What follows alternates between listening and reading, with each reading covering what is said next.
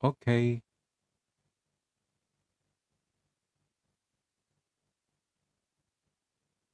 Mumpung visualnya sudah mau kembali. Kemarin visualnya tidak mau kembali. Ini coba kita, katanya kalau kita ganti bagian hostnya itu bisa apa? Bisa stereo katanya. Coba ya. Bener nggak sih? Bisa stereo. Kita lihat. Go live with multicast. Kita ganti ke panel. Oke. Switch. Semoga aja bisa stereo ya.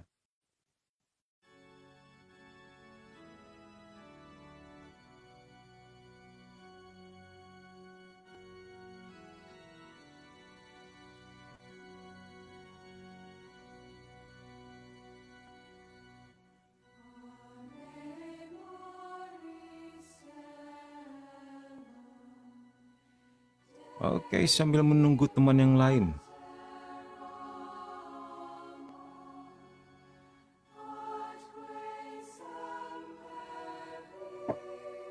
Apa yang kurang ya? Oh, air minum. Sabar ya.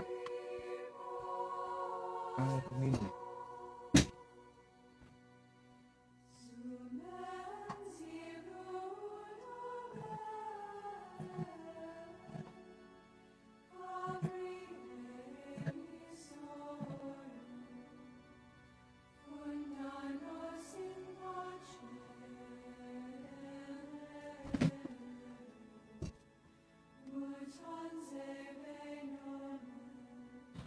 Selamat malam. Setelah sekian lama saya menunggu, ada kerinduan mengikuti KGK di sini. Tukas Bri Gabriela. Puji Tuhan ya, Bri. Terima kasih karena senantiasa merindukan Mimin. Bercanda. Pastinya merindukan KGK. Ya betul. Pastinya Tuhan menggerakkan hati Bri, memberi rahmat, sehingga ingin mendalami misteri keimanan Katolik kita dengan lebih dalam lagi. Ya. Jadi memang katekismus Gereja Katolik ini begitu mempesona. Begitu hati kita sudah terkena oleh sentuhan rahmatnya, itu candu banget. Nah, ini seperti kita seperti sesuatu di hati kita telah terbuka. Ada sebuah pintu tertentu telah terbuka, sehingga kita bisa melihat sesuatu yang tidak bisa dilihat orang lain. Kita bisa merasakan sesuatu yang bisa dirasakan orang lain, yang tidak bisa dirasakan orang lain. Jadi sudah personal touch dengan Tuhan. Ya. Kenapa? Karena ini merupakan the next level daripada visual. Karena kita semua tahu yang namanya TikTok ya. TikTok itu pasti orang ingin lihat sesuatu yang joget-joget, yang entertaining, yang menghibur, beginilah, begitulah. Melihat sekedar tulisan seperti ini, kalau bukan karena rahmat Tuhan, itu tidak mungkin. Karena memang sama sekali tidak menarik. Ya, tapi demi Bri mengatakan, ada sebuah kerinduan dalam hati saya. Artinya, rahmat Tuhan telah sedang bekerja. Congratulations, God bless. Met malam juga, Raymond Lingit, apa ini? Raymond Lingit Tubun. Maaf ya kalau Mimin salah baca nama atau bagaimana, soalnya memang tulisannya kecil-kecil di sini. Sementara kita matanya sudah mata orang usia 40 tahun ke atas ya. Nyimak Min, puji Tuhan nyimak juga ya. Selamat malam. Ini yang kedua kali Min, kata Bri Gabriela. Kadang lupa hari Kamis sama Minggu, iya. Nanti kalau seandainya ada rezekinya dan sebagainya, Mimin sudah steady begitu ya, mungkin bisa saja Mimin adakan lebih banyak daripada sekedar 2 kali seminggu ya. Kalau sekarang masih pontang-panting juga cari rezeki, jadi memang nggak bisa steady. Hanya bisa seminggu 2 kali begitu. Oke, sepertinya sudah lumayan terkumpul teman-teman kita, lebih dari 10. Bisa kita mulai dengan doa ya. Oke. Mohon kalau bisa nanti di-share halaman KGK-nya ya, Min. Iya, benar. Nah, sebenarnya ini sudah ada artikel-artikel 1265, 1266, itu 1267 ya. Ini juga sebenarnya menunjukkan nomor tertentu yang sama di semua KGK, baik KGK berbahasa Indonesia maupun berbahasa Inggris. Jadi kalau berpatokan pada halaman, misalnya ini halaman 324, bisa jadi beda dengan universal daripada KGK yang di Inggris, yang di Amerika atau di Roma misalnya. Tapi kalau berpatokan pada artikel ini 1265, 1266, 1267 udah pasti sama, begitu ya. Oke, baik. Tapi kalau Raymond memiliki KGK-nya, buka halaman 324. Nah, kita sama-sama membahas sharing di sini ya. Oke, baik. Kita mau mulainya dengan doa ya. Mari kita siapkan hati kita. Dalam nama Bapa dan Putra dan Roh Kudus. Amin. Ya Bapa Surgawi, kami bersyukur dan berterima kasih karena malam ini kembali kami Kau undang untuk hadir, untuk mendalami misteri-misteri-Mu, untuk mendalami kehendak-Mu dalam hidup kami. Bukalah mata hati dan pikiran kami ya Tuhan, agar kami mengerti apa yang menjadi kehendak-Mu dalam hidup kami. Agar semakin kami mengenal-Mu, semakin kami mencintai-Mu.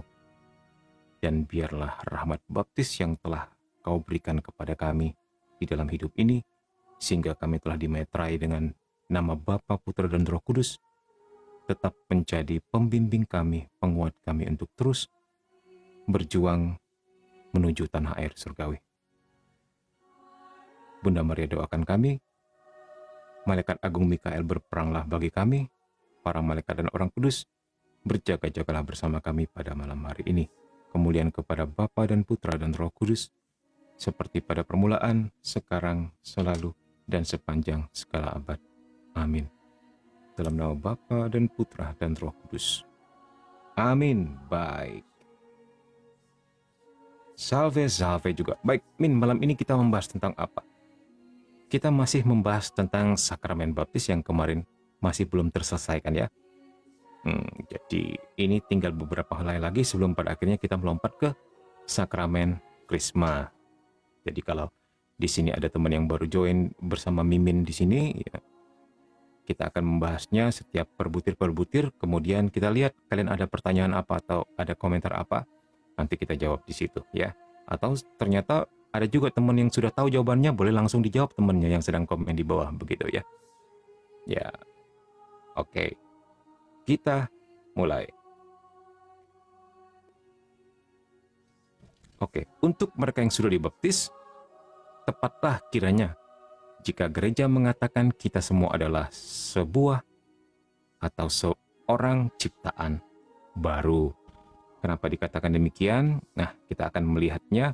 Apa sih yang dimaksud dengan ciptaan baru ini? Apa artinya? Gitu. Artikel 1265. Pembaptisan ya tidak hanya membersihkan dari semua dosa, tetapi serentak menjadikan orang yang baru dibaptis suatu ciptaan baru. Kita bisa melihatnya di 2 Korintus 5:17. Yaitu seorang anak angkat Allah atau anak adopsi begitu ya. Karena kita anak angkat Allah memang. Karena kita dijadikan anak oleh karena rahmat. Jadi kita diangkat by grace ya. Kita semua mengambil bagian dalam kodrat ilahi. Maksudnya seperti apa? Kita diadikodratikan. Jadi kita yang fisik dan fana ini diadikodratikan. Diilahikan begitu maksudnya. Diangkat dari gelap kepada terang. Dari yang fana kepada keabadian. Wow, keren gak tuh? Jadi segala kutukan dosa asal dari Adam dan Hawa ketika kita dibaptis udah nggak berlaku lagi. Teman-teman semua, segala kutuk, segala dosa telah dipatahkan. Seperti yang pernah Mimin bilang minggu lalu ya, ketika kita dibaptis pada saat itu juga ada 2 dosa yang hilang dalam hidup kita, yaitu dosa asal yang menjadi warisan daripada Adam dan Hawa, dan yang kedua adalah dosa pribadi. Nah, saat itu juga dua-duanya lenyap, dan seandainya Tuhan mengizinkan kita meninggoy pada saat itu, bulat-bulat masuk surga, teman-teman semua. Ya, untuk mereka yang sudah dibaptis ya. Ya. Kemudian kita menjadi anggota Kristus, ahli waris bersama Dia. Seperti yang disebut dalam Roma 8:17. Dan kita dijadikan kenisah Roh Kudus. Kenapa menjadi kenisah Roh Kudus? Karena kita dimeterai dalam nama Bapa dan Putra dan Roh Kudus. Dan pada saat itu juga kita mengizinkan Allah Tritunggal ini, untuk tinggal bersama kita. Nah, dari situ Allah Tritunggal akan memateraikan jidat kita atau jiwa kita gitu ya. Ya, jidat itu cuma istilah saja, tapi yang lebih jelasnya, lebih detailnya adalah jiwa kita telah dimaterai ya. Sehingga alam roh, alam astral bisa melihat itu. Dan mereka pikir-pikir untuk mendekati anak-anak Allah ini ya. Ya, kita menjadi kenisah Roh Kudus karena kita dibaptis dalam nama Bapa dan Putra dan Roh Kudus. Sehingga kehadiran Allah Tritunggal, kehadiran Allah Roh Kudus itu membuat kita disebut sebagai kenisah Roh Kudus. Tentu dalam arti partisipasi ya. Oke, sekarang kita beranjak kepada poin berikutnya 12:66. Ya. Lumajang hadir. Wah, ini sudah lama tidak nongol di sini. Mbak Eli ini biasanya suka nongol di mana? Kadang-kadang di YouTube, kadang-kadang di aplikasi X yang dulunya Twitter.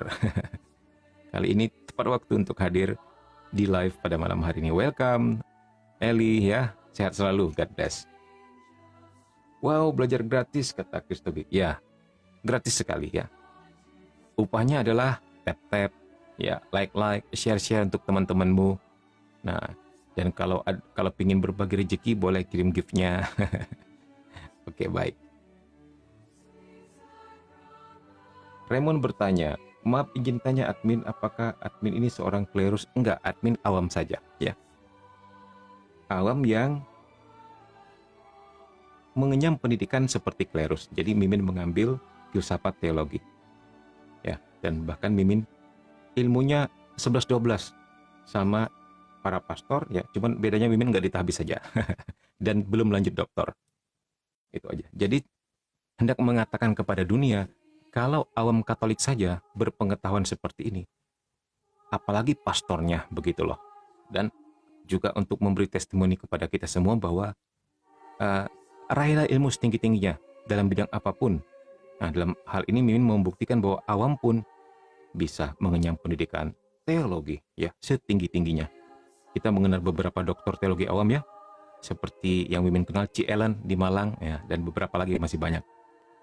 Rencana juga Mimin akan, kalau Tuhan mengizinkan, ingin juga mengenyam sampai doktor begitu. Ya, mohon doanya. Wow, minum dulu, dibasahi tenggorokannya. Oke, hormat Min. Ya, God bless ya.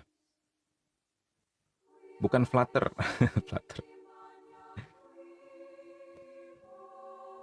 Min, kira-kira berapa kali kita boleh terima komuni dalam satu hari? Sebenarnya satu kali aja cukup ya. Cukup begitu. Mau 2 kali, 3 kali, seandainya temanya beda, tema misalnya beda, it's okay. Tapi misalnya misa harian dengan tema yang sama, itu sebaiknya 1 kali saja. Ini bukan sebuah larangan ya teman-teman. Ingat, di Katolik bukan masalah boleh dan tidak boleh.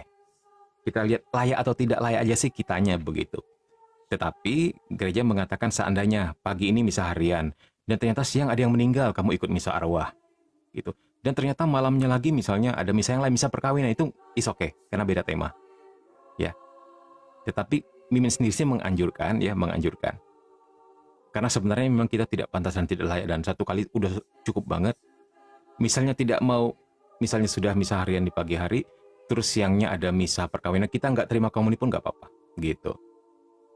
Terus malamnya misa misalnya, ya beda lah dengan temanya begitu. Nggak terima lagi pun nggak apa-apa, ya. Mau terima lagi pun is okay lah, bukan sebuah larangan. Yang penting tetap hormat begitu ya. Itu yang paling penting ya. Oke.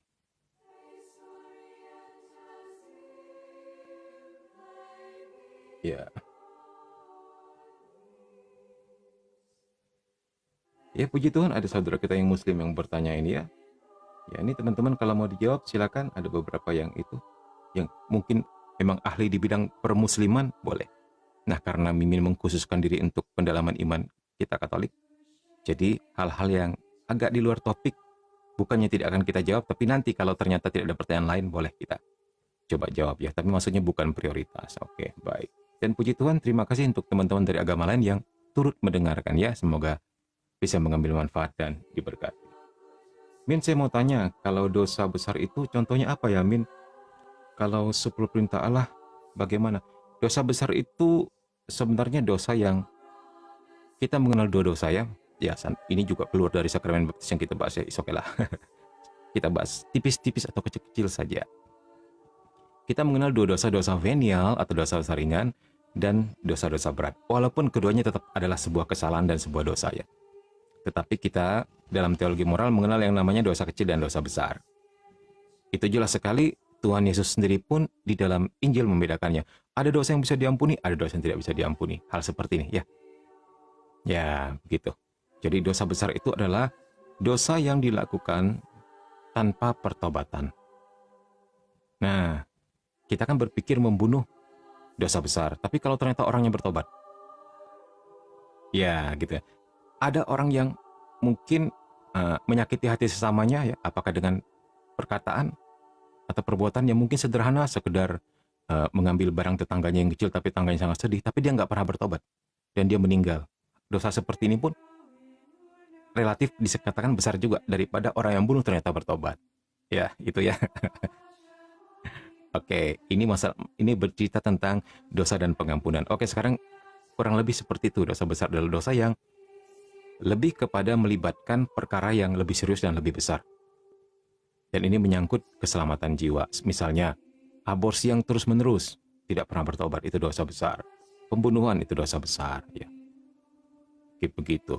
Ya, juga hal-hal yang diceritakan di 10 perintah Allah. Ya, tetapi sejauh kita punya kesempatan untuk bertobat, maka dosa besar pun tetap bisa dihapuskan oleh Tuhan ya. Jadi yang penting adalah kita mau datang dan bertobat, itu jauh lebih penting daripada aduh ini dosa kecil atau dosa besar ya, begitu. Ya, jadi ini mencakup juga masalah keseriusan dan hubungannya dengan keselamatan jiwa. Nah, sama-sama God bless ya. Sebentar. Ada pertanyaan apa tuh? Richard Eliezer. Kenapa dia?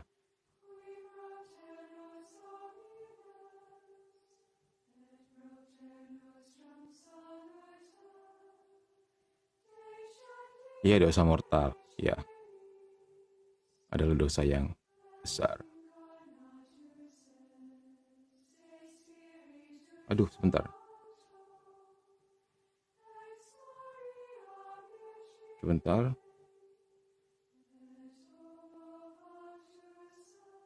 Suaranya oke?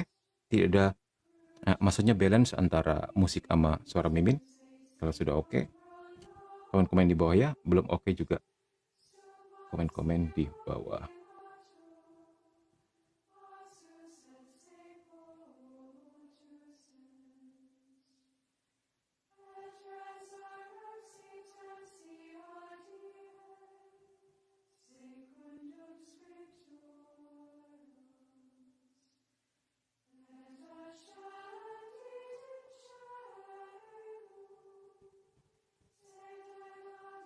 Oke, kita lihat. Ada pertanyaan apa lagi? Ya, dosa besar salah satunya seperti menentang Roh Kudus. Ya, menentang Roh Kudus artinya apa? Sebenarnya gereja hendak mengatakan menolak bertobat. Itu sebenarnya dosa menentang Roh Kudus. Ya, bukan sekedar mengejek Roh Kudus. Roh Kudus kau jelek, kau jahat gitu. Bukan seperti itu artinya Bang Ojat. tetapi menolak rahmat pertobatan. Nah, karena kita semua tahu, orang hanya bisa bertobat jika hatinya disentuh oleh Allah Roh Kudus. Ya. Ketika dia menolak bertobat, artinya dia menolak Roh Kudus, artinya menghujat Roh Kudus. Nah, kita semua tahu ya tadi ya, dosa besar adalah mortal sin dan dosa kecil venial sin. Dan ini memang membantu kita untuk membedakan tingkat keparahan dan konsekuensi dari berbagai dosa. Nah, jadi memang ini masalah pelanggaran, kalau dosa besar itu atau mortal itu pelanggaran serius terhadap hukum Allah yang mengakibatkan hilangnya anugerah penyucian dalam jiwa. Nah, dosa besar ini ternyata merupakan pilihan yang disengaja dan sadar. Nah, ini dia yang membedakannya dosa kecil ya. Dosa besar itu menyangkut pilihan si pelaku yang disengaja dan sadar untuk melakukan pelanggaran serius terhadap perintah-perintah Allah. Maksudnya seperti itu ya. Jadi bukan enggak sengaja, bukan enggak tahu begitu. Dosa besar tentu memiliki 3 kondisi utama, misalnya yang melibatkan materi yang serius. Jadi tentu dalam hal ini orang tersebut memiliki pengetahuan penuh tentang konsekuensi atau keparahan tindakan tersebut dan setuju untuk melakukannya. Nah, itu dosa besar. Jadi ini menyangkut tahu, mau, dan mampu. Kalau dia tahu itu dosa, dia mau melakukannya dan dia tahu dia tahu itu dosa, dia mau melakukannya dan dia mampu melakukannya, wah itu dosanya besar sekali. Begitu ya. Jadi memang untuk sebuah dosa menjadi dosa besar itu ada 3 kondisi yang harus dipenuhi secara bersama-sama. Ya, jadi melibatkan itu, tahu, mau, dan mampu. Nah, ini teologi moral ya. Dosa besar adalah dosa yang objeknya materi yang serius dan juga dilakukan dengan pengetahuan yang penuh dan persetujuan yang disengaja. Nah, semoga nggak ada teman-teman yang seperti itu ya. Ini diterangkan di KGK 1857. Ya, dosa besar itu memisahkan individu dari anugerah penyucian Allah jika tidak bertobat dan tidak mengakuinya. Dan bisa selama-lamanya kita terhilang. Nah, di sisi lain, apa itu dosa kecil atau venial sin? Adalah pelanggaran yang kurang serius maksudnya. Ini tidak mengakibatkan hilangnya keselamatan ya. Hanya melemahkan hubungan kita dengan Allah, walaupun tidak sepenuhnya memutuskannya, maksudnya begitu. Nah, dosa kecil seringkali merupakan hasil dari kelemahan kita. Mungkin juga kelemahan fisik misalnya. Ada orang yang mungkin sebenarnya dia nggak pingin marah, tapi karena dia lagi sakit, bawaannya pingin marah-marah aja. Ya. Jadi ini terhubung juga dengan kelemahan fisik kita ya. Ya, terus kurangnya pengetahuan juga. Misalnya dia ternyata nggak tahu, dipikirnya aborsi itu nggak dosa, dipikirnya aborsi itu masalah medis begitu kan. Dipikirnya manusia kan baru terbentuk 3 bulan kata dokter begitu. Sebelumnya bukan manusia, itu cuma cairan doang. Nah, jadi dia nggak tahu bahwa itu ternyata pembunuhan. Nah, itu juga mengurangi kualitas dosanya. Dan persetujuannya nggak sepenuhnya dari kehendaknya begitu. Jadi memperhitungkan pengetahuan, tahu, ya, kemauan atau mau, dan kemampuan untuk melakukannya. Ya, itu dia. Nah, Katekismus menjelaskan dosa kecil memungkinkan kasih untuk tetap ada meskipun melukai dan merusaknya. Dosa kecil enggak sampailah memutuskan perjanjian dengan Allah. Dengan anugerah Allah, dosa kecil dapat diperbaiki secara manusiawi. Meskipun dosa kecil enggak memerlukan sakramen tobat, tetap penting untuk mengakuinya dan mencari pengampunan Allah ya. Jadi memang kita mesti periksa terus-menerus hati nurani kita secara teratur, dan juga dengan menerima misa harian misalnya atau ekaristi itu bisa membantu membersihkan jiwa kita. Nah, jadi penting ya untuk diketahui bahwa perbedaan antara dosa besar dan dosa kecil bukanlah formula matematis yang tepat. Ya, teman-teman ya, jadi nggak bisa dihitung memang. Tetapi pemahaman teologis itu akan membantu individu dalam memahami keparahan tindakan mereka dan mencari rekonsiliasi dengan Allah. Nah, Gereja Katolik mendorong umat beriman untuk berusaha menjadi kudus, menghindari dosa besar maupun dosa kecil, dan tumbuh dalam kasih dan persatuan dengan Allah ya. Itu dia, semoga nggak bingung ya. Oke.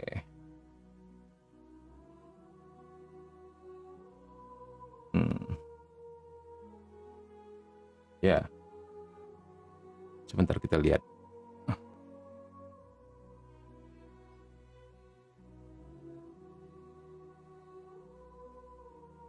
Ya. Bang, aku Muslim katanya. Coba spill isi Alkitab yang ada kata Muhammadnya. Enggak ada ya di Alkitab yang ada kata Muhammadnya. Jadi nggak bisa di spill. Kalau Dinda. Kalau dipaksa untuk aborsi, yang maksa juga dosa nggak, Min? Kita mesti lihat. Lihatnya begini. Sebentar. Bentar ya. Something happened with my HP. Semoga tidak terlalu serius. Yang penting di tempat kalian nggak nge-lag ya. Masih bisa melihat ini. Ballpoint Mimin bergerak-gerak dengan baik.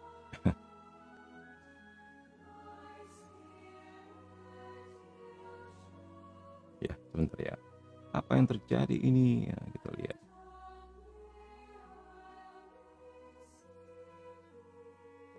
Oh ya, oke. Menjawab pertanyaan tadi ya. Kalau dipaksa untuk aborsi, kita mesti melihat. Kadang-kadang ada kondisi medis tertentu yang mengharuskan orang untuk aborsi. Misalnya, dokter mengatakan kalau ibu tidak aborsi, ada dua pilihan. Apakah ibu yang meninggal atau si bayi yang meninggal. Nah, dalam kondisi seperti ini memang melibatkan, ini kompleks ya masalahnya. Memang sebuah pilihannya sangat-sangat sulit. Ya, itu dia. Karena ini ternyata mengancam salah satu nyawa, biasanya keputusan diserahkan kepada keluarga. Nah, tetapi dari segi moral yang dianjurkan adalah seperti ini. Mana yang kemungkinan hidupnya lebih tinggi, itu yang boleh diperjuangkan. Ya. Nah, ternyata ibunya lebih kuat dari bayinya misalnya. Ibunya boleh dipertahankan. Dan ternyata bayinya ternyata lebih kuat dari si ibu, kemungkinan hidupnya lebih tinggi, si ibu sudah setengah mati. Nah, ini juga sesuatu yang diserahkan kepada keluarga bagaimana ya. Karena memang situasinya seperti ini. Jadi ini namanya minus malum. Minus malum itu apa? Itu artinya memilih yang terbaik di antara pilihan-pilihan yang buruk. Itu tidak jarang terjadi dalam kehidupan ya. Begitulah. Ya.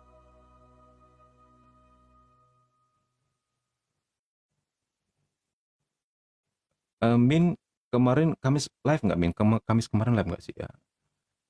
Kayaknya live ya. Min lupa. Oh, minggu yang sebelumnya yang Min pelayanan di pedalaman yang nggak live.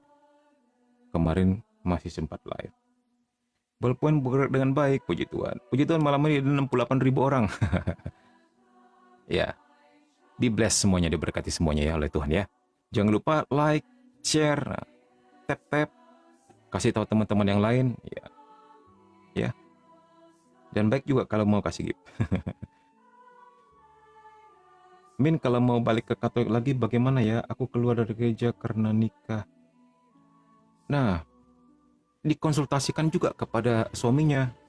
Apakah disetujui atau tidak? Begitu ya, tetap harus izin suami ya. Karena sudah menikah kan. Ya, kecuali kalau ada hal tertentu yang bagaimana sehingga kamu pada akhirnya harus memutuskan sendiri ya. Kalau ingin kembali ke gereja Katolik, datang kepada gereja terdekat, gereja Katolik terdekat, konsultasi di sekretariatnya, atau kalau kenal sama pastornya lebih baik, bisa omong secara langsung ya. Begitulah anjuran Mimin. Semoga ya, semoga kamu dilancarkan segala-galanya ya. Apa ini, Lilac and Blue, dan Mimin juga turut mendoakan supaya dapat kembali kepada gereja Katolik lagi ya. Ya, Mimin tahu pasti perjuangan kamu tidak mudah ya.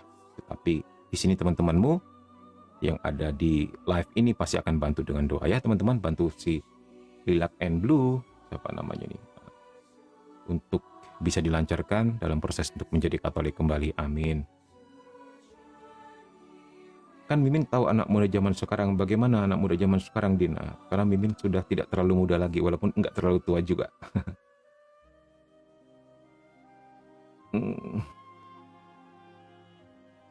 Iya, ya.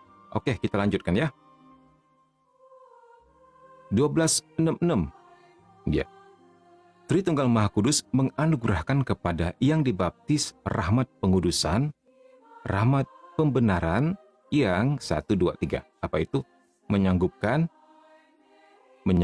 si yang dibaptis tersebut Oleh karena kebajikan-kebajikan ilahi, percaya kepada Allah, berharap kepadanya, dan menerimanya. Nah ini, dikatakan di sini ya, untuk percaya kepada Allah, untuk berharap kepada Allah, dan untuk mencintanya. Ternyata nggak sembarangan. Coy, butuh rahmat. Gila nggak tuh? Kamu, jadi jangan heran kalau orang belum percaya Yesus atau tidak percaya Yesus. Jangan heran, karena itu butuh rahmat, coy. Jadi kalau kamu berhadapan dengan orang-orang yang sengit sekali ya, diterangkan tentang iman Katolik atau iman Kristen dan ternyata penolakannya tinggi, jangan heran. Jangan heran, karena itu juga butuh rahmat. Nah, jadi berdoa, kita doakan. Ya.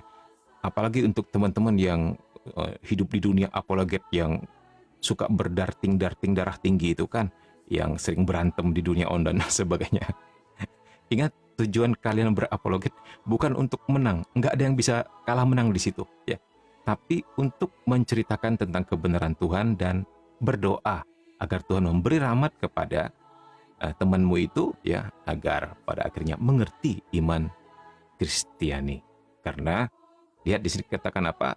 Rahmat baptis yang menyanggupkan orang oleh kebijakan-kebijakan ilahi. Nah, ini rahmat ini ya, untuk percaya, untuk berharap dan mencintai Tuhan. Ya, jadi jangan pernah mengandalkan kekuatan sendiri ya. Nah, Mimin juga mau ngasih tips kepada teman-teman apologet agar tujuan berapologet adalah bukan untuk menang. Ini bukan soal menang kalah, tapi soal membawa mereka kepada Tuhan, ya, begitu. Karena jelas sekali dikatakan di sini, semua itu butuh rahmat Kisanak. Nggak bisa dengan otak dan akal budimu saja.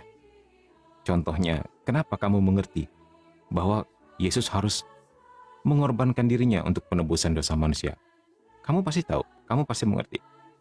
Jangan heran kalau orang tidak mengerti. Ya, oke. Sejauh yang bisa kita lakukan adalah menerangkan, mewartakan. Hasilnya hanya bisa dibantu dengan rahmat, ya. Oke, jadi kerjasama antara manusia atau akal budi dengan rahmat. Nah, sekarang kita lihat berikutnya. Rahmat baptis itu menyanggupkan dia itu maksudnya si terbaptis ini oleh anugerah-anugerah Roh Kudus. Nah, ini melibatkan anugerah Roh Kudus, hidup dan bekerja di bawah dorongan Roh Kudus. Nah, ini mutlak butuh rahmat. Dan untuk orang yang sudah dibaptis, untuk bekerja sama dengan rahmat, bekerja sama dengan Roh Kudus itu menjadi lebih mudah. Begitu. Oh, bukan berarti tidak ada perjuangan di sana. Oh, bukan berarti ketika kamu dibaptis, kamu sudah berada di puncak gunung yang tinggi, yang tidak ada masalah sama sekali. Dan kamu bisa terbang, kamu bisa berdoa apapun dikabulkan oleh Tuhan. Wah, kamu sampai tiap malam tiba di langit ketujuh. Oh, tidak begitu Kisanak. Jadi, kamu dimudahkan dalam kerjasama antara akal budi dan rahmat ini. Begitu. Ya, ini dia. Everything that we talk here is about grace. Setelah dibaptis, apapun yang kita bicarakan di sini adalah tentang rahmat. Intinya, bagaimana akal budi kita bisa bekerja sama dengan rahmat. Ingat, dua-duanya adalah anugerah Tuhan. Akal budi adalah anugerah, rahmat juga anugerah. Dua-duanya istimewa, ya. Baik.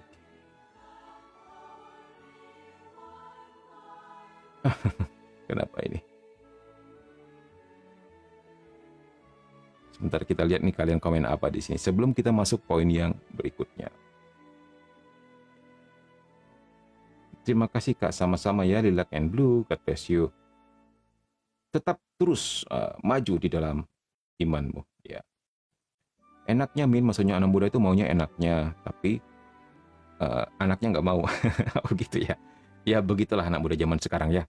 Ya puji Tuhan, Tuhan banyak mengumpulkan anak muda pada malam hari ini di live kita di sini ya, supaya mau dipakai Tuhan untuk bisa menjadi terang dan garam dan menjadi berkat bagi anak muda. Ya, katakan kepada mereka tentang kebenaran-kebenaran firman ya, apa yang menjadi kehendak Tuhan dan apa yang bukan kehendak Tuhan. Bawa mereka lebih banyak lagi untuk mengenal Tuhan. Begitu. Itu adalah tugas teman-teman yang masih muda dan mudi pada malam hari ini yang ikut live ya. Amin ya. Itu jawaban kakak perempuan saya banget ya. Min kalau Bapak Suci berikan indul kasih penuh di TV secara live di media, itu artinya kita juga diampuni ya. Ya, itu rahmat istimewa ya. Itu bisa terjadi, tapi indulgensi penuh ya, itu juga ada syaratnya ya. Untuk mereka yang dapat menerima atau menggenapi kepenuhan indulgensi tersebut di dalam dirinya, itu membutuhkan juga seperti ada pantangnya, ada puasanya, ada sakramen tobatnya, dan ada hari-hari doa yang dipersiapkan untuk itu gitu. Jadi nggak bisa terima berkat langsung indulgensi penuh gitu loh. Ya, nanti coba di googling syarat-syarat untuk menerima indulgensi penuh ya, itu ada syaratnya ya, itu melibatkan hal seperti itu tadi ya. Nah, jadi itu baik juga supaya kita juga menghargai rahmat tersebut dengan sungguh-sungguh, nggak nggampangin dan nggak tinggal nunggu paus berkunjung terus kita sebelumnya boleh melakukan dosa banyak-banyak, terus kita berpikir aku berdoa saja deh, nanti kan paus datang nih aku minta indulgensi penuh. Nggak begitu. Indulgensi penuh hanya bisa diterima oleh orang yang sudah sakramen tobat. Itu dia ya, itu syarat yang mutlak. Setelah ini dan itu terakhir sakramen tobat. Nah, indulgensi itu maksudnya apa?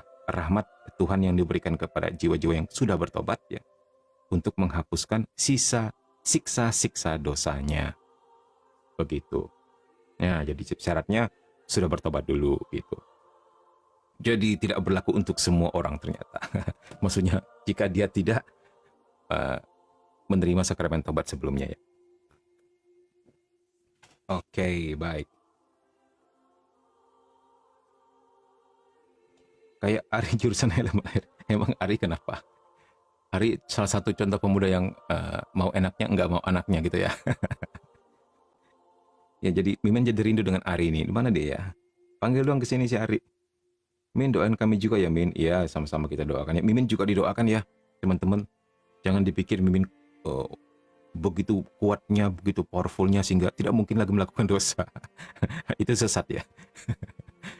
Padahal aduh, nggak ada beda kok kita semua ya. Nah, bedanya Mimin suka ngos, suka bercerita, suka sharing, itu aja ya. Dan kebetulan dipercaya untuk mengelola sebuah pelayanan, begitu aja ya. Dan Mimin juga nggak tahu kalau ternyata pelayanan kalian ternyata lebih hebat lagi. Kita nggak pernah tahu. Nggak mesti nih yang namanya pelayanan itu tampil di depan, mimpin pujian, baca firman, mimpin kur, atau yang dilihat orang dipuji-puji orang. Enggak. Bahkan di dalam keluarga, ketika kita melayani anak-anak kita, melayani suami kita, dan kita persembahkan semua itu untuk kemuliaan Tuhan, itu juga sebuah pelayanan. Ya, bahkan itu pelayanan harian yang enggak orang pernah tahu betapa sulitnya, betapa perjuangannya hal-hal seperti ini. Ya, tapi kita melakukannya dengan sepenuh cinta. Ingat kata Putri Indonesia yang terbaru itu siapa? Miss Audrey ya, yang ternyata seorang Katolik juga dan dia juga tergabung di anggota KTM ya, Komunitas Tritunggal Maha Kudus. Nah, Mimin percaya yang menjadikan dia juara adalah ketika ditanya tentang apa yang menjadi kekuatan perempuan. Kalau nggak salah begitu, Min lupa. Dia mengatakan apa? Kita memang tidak selalu bisa melakukan perbuatan-perbuatan yang besar. Tapi kita bisa melakukan perbuatan-perbuatan kecil dengan cinta yang besar. Wah, itu juri terpesona semua. Terutama istrinya Haritanu, siapa itu? Liliani atau Liliana Sudabyo ya. Itu sampai mukanya sampai kinclong celing gitu. Padahal itu adalah kutipan tulisan daripada Santa Teresa dari kanak-kanak Yesus yang mengatakan bahwa kita memang tidak bisa melakukan perbuatan-perbuatan besar. Maksudnya tidak selalu bisa, tapi kita bisa melakukan perbuatan yang kecil dengan cinta yang besar. Nah, itu menjadi kekuatan daripada Mother Teresa juga. Mother Teresa menggunakan juga quote itu, dan ternyata itu juga menginspirasi salah satunya Miss Indonesia Audrey ini. Dan itu sejauh yang kita ketahui. Ternyata efeknya lebih banyak lagi ya, efeknya. Bahkan kena ke Mimin juga. Seperti ini, kita pikir, sepertinya nggak berarti ya pewartaan, apaan sih? Kalau orang kan pada komal-komal tuh banyak yang muncul di situ kan 3, 4, 7 orang. Mereka bersosialisasi ya, sehingga banyak sekali yang nonton, yang hadir dan sebagainya. Wah, Mimin nggak mampu seperti itu, di samping alatnya nggak memadai ya. Ya udahlah apa adanya yang bisa diwartakan seperti ini. Tampil sendiri aja gitu kan. ini juga alatnya nggak bisa komal. Gitu. Ya apa adanya lah. Ya puji Tuhan malam ini ternyata bisa sampai 80 ya. Nggak nyangka juga. Ya semua karena rahmat, semua karena cinta. Amin. Oke, baik. Apa ini? Father Patricia namanya, itu siapa itu? Nggak hafal saya nama lengkapnya.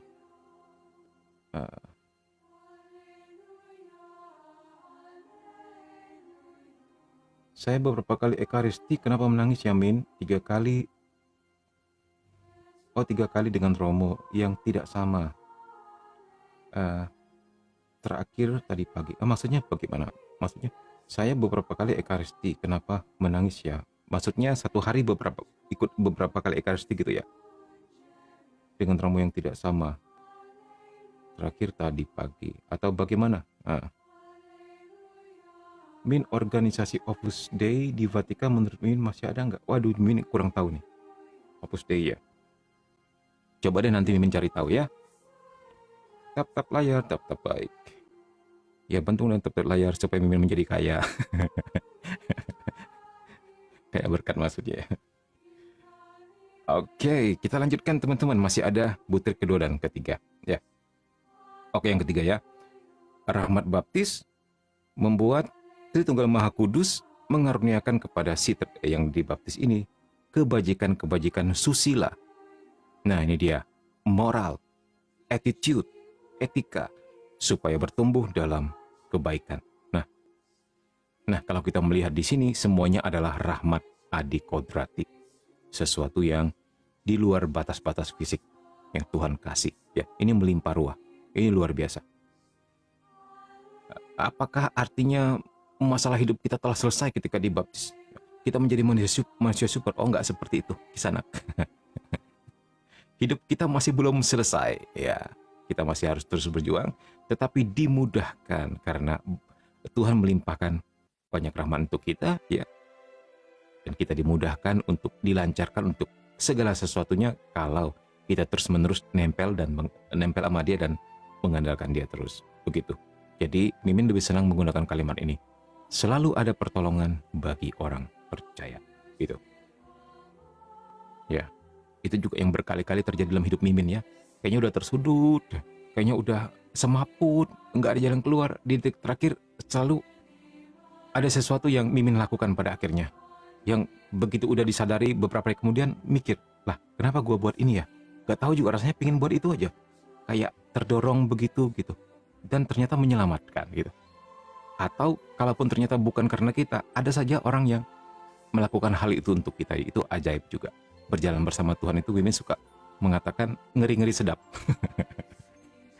Ngeri-ngeri sedapnya sebenarnya kita sendiri yang buat sih. Karena kita dalam arti seringkali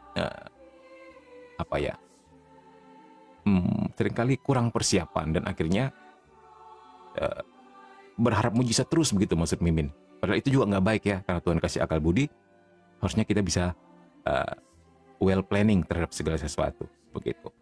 Nah akhirnya jadinya seperti ngeri-ngeri sedap terus karena kita pikir ya udah nanti Tuhan yang bantu gitu terus. Ya walaupun pada akhirnya Tuhan bantu ya, tapi ya kalau kamu seperti itu terus ya siap-siap cemas-cemas terus begitu. Ya, nah itulah perlunya juga akal budi dan rahmat yang bekerja dengan bersama-sama, imbang, begitulah intinya.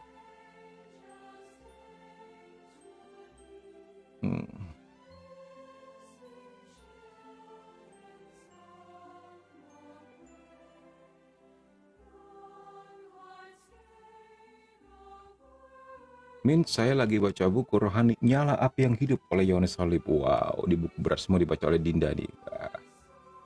Juga Mimin tahu, tapi kayaknya belum baca deh bukunya. Mantap ya. Nanti boleh cerita-cerita ya, tapi baik juga nanti coba Mimin cari bukunya, Mimin mesti baca juga biar nggak ketinggalan nama Dinda ya. Dari Daniel Christ, apakah baptis di luar gereja Katolik sah jika menggunakan rumus Allah Tritunggal, Min? Sah. Ya. Ingat, baptis dalam gereja Katolik untuk dikatakan sah punya 2 syarat. Kalau materi dan formanya benar dan sah. Apa itu materi? Materi adalah air. Terserah apakah mau diselam, apakah mau dipercik, apakah mau disiram. Air harus ada. Air ya, bukan susu, bukan anggur, bukan tuak.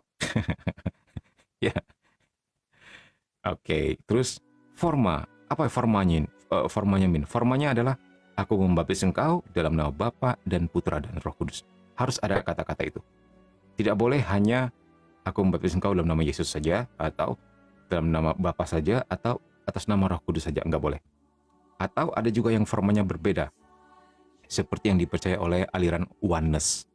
Ya, mereka berdoanya begini, membaptisnya begini. Aku membaptis engkau dalam nama Bapa dan Putra dan Roh Kudus yang adalah Yesus. Nah, itu nggak benar. Jadi untuk orang non-Kristen non-Katolik yang misalnya mau masuk ke dalam gereja Katolik atau mau menjadi Katolik atau convert to Catholicism, ya, jadi mesti dilihat dia dari gereja mana. Biasanya sejauh di bawah PGI, ya, di bawah naungan PGI, Paguyuban Gereja Indonesia ya, singkatannya, Mimin nggak begitu ingat, itu rumusan trinitasnya sama dengan Katolik. Aku membaptis engkau dalam nama Bapa, Putra, dan Roh Kudus, dan materinya juga air ya. Tapi di luar itu biasanya ya itulah, bisa jadi oneness lah, atau bisa jadi salah satu dari ketiganya. Apakah kita nggak tahu seperti apa pembaptisan saksi Yehova atau Mormon ya, atau Advent hari ke-7 misalnya gitu ya. Jadi memang kalau misalnya dia dari gereja lain diminta surat baptisnya, nanti dilihat. Kemudian juga mungkin ada interview kecil. Bagaimana form materi dan form pembaptisannya, kalau dianggap oleh pastornya sah, nggak perlu dibaptis lagi, hanya ikut kata komen saja. Ya, begitu ya. Sama ngebahas apa ini? Apip Purgatorium juga, Min, bukunya bagus. Wah, mantap tuh. Min baru tahu kalau Yohanes Salib juga membahas Purgatorium ya. Itu pasti bakal keren sekali ya. Oke. Min, saya pernah lihat Romo Aba, apa itu? Meomo Allah. Maksudnya meomo itu apa? Dan Tuhan mati di salib. Tangkapan Mimin, maksudnya gimana meomo Allah? Beri Gabriela kemudian melanjutkan, tiap mengikuti misa hari Minggu, Min, maksudnya pas Romo mengangkat hostia waktu Paskah 2 minggu yang lalu. Oh, kamu menangis. Wah, itu memang mantep. Itu kalau kita bisa tersentuh oleh peristiwa Ekaristi itu ya, itu kan sebenarnya kematian Yesus yang kita ulangi kembali dalam tanda petik begitu. Itu bukan sekedar simbol, bukan sekedar artifisial, tapi terjadi transubstansiasi di situ ya, di mana anggur menjadi darah, di mana hostia menjadi tubuh Kristus, dan itu terjadi ketika pastor mengkonsakriernya. Jadi memang enggak heran kalau banyak yang tersentuh di situ, dan di antara kita ada yang masih menangis juga ya. Karena kadang-kadang Mimin juga masih terbawa suasana ya.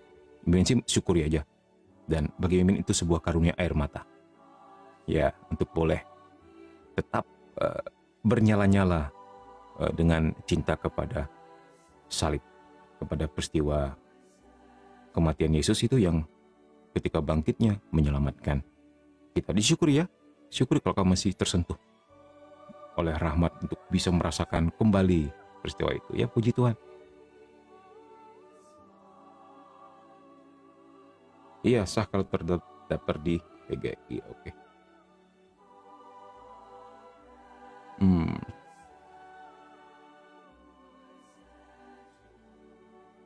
Allah mati di salib atau manusia mati di salib? Nah, ini pertanyaan keren nih dari Raymond ini. Ya, terus jawaban Romo Abba bagaimana? Nah, ini keren nih. Intinya begini, yang dari Raymond, lingi tubun.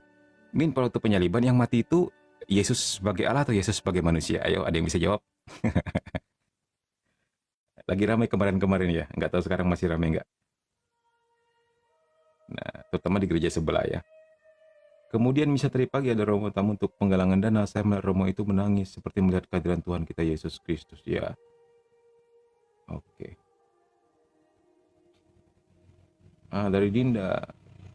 Iya, karena Kristus itu 100% Allah dan 100% manusia. Nanti menjelasin katanya. Oke. Ya berarti Allah mati atau manusia mati? Karena saya ikutin Rumah Abah, dia bilang Allah mati. Ya.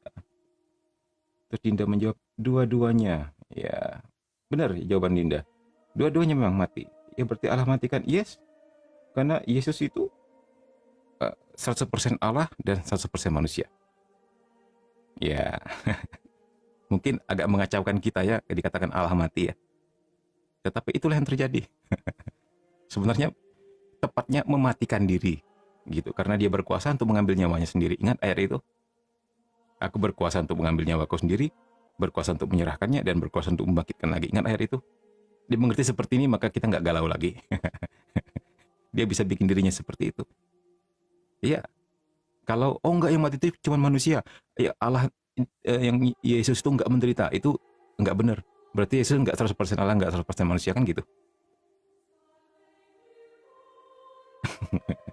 Yes, Yesus menyerahkan nyawanya, kata Sri Martina. Ya. Jangan bingung lagi ya, jangan galau lagi. Ya. Oke, baik. Iya, mau jelasin tapi komentar TikTok terbatas. Biarlah Mimin yang jawab ya. Ya, tepatnya Allah nggak bisa mati, tapi dia menderita gitu loh. Jadi pertanyaan itu lebih ke, yang menderita itu sebenarnya Yesus sebagai manusia atau Yesus sebagai Allah? Dua-duanya menderita gitu. Dan Yesus sebagai manusianya meninggal, tapi Yesus sebagai Allahnya memang menderita. Ya, begitu. Oke, baik. Dengan demikian, berakarlah seluruh organisme kehidupan adikodrati seorang Kristen di dalam pembaptisan kudus. Berakarlah, ya, dikatakan di sini. Oke, digabungkan ke dalam gereja, yang adalah tubuh Kristus. Jadi kita-kita yang setelah dibaptis ini, itu digabungkan ke dalam gereja, yang adalah tubuh Kristus. Ingat, gereja adalah tubuh Kristus. Kristus sebagai kepala, dan kita adalah anggotanya ya. Baik. 782, bukan 1267. 1267. Yang dilihat ini ya, teman-teman, karena ini akan sama di universal KGK di seluruh dunia. Kalau bahasa Inggrisnya apa? CCC, 3C. Catholic apa? Apa sih bahasa Inggrisnya, Min lupa. Catholic Catechism ya. Begitulah. Sinyal satu lagi apa itu? Church. Oh ya, Catholic Catechism Church. Itu ya, Catechism Gereja Katolik ya. Wih, ini ternyata sulit juga ya teman-teman ya. Menguraikan bahasa yang sama sekali tidak mudah. Kita bergulat dengan filsafat juga di sini, bergulat dengan teologi juga di sini, bergulat dengan masalah manusia. Tambah lagi jawab-jawab pertanyaan. Wow, itu beratnya minta ampun. Ampun lah.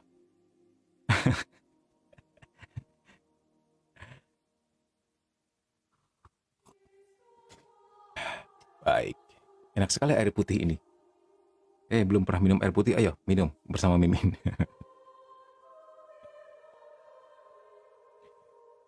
Oke, baik. Nah, sekarang kita mau melihat ini. 1267.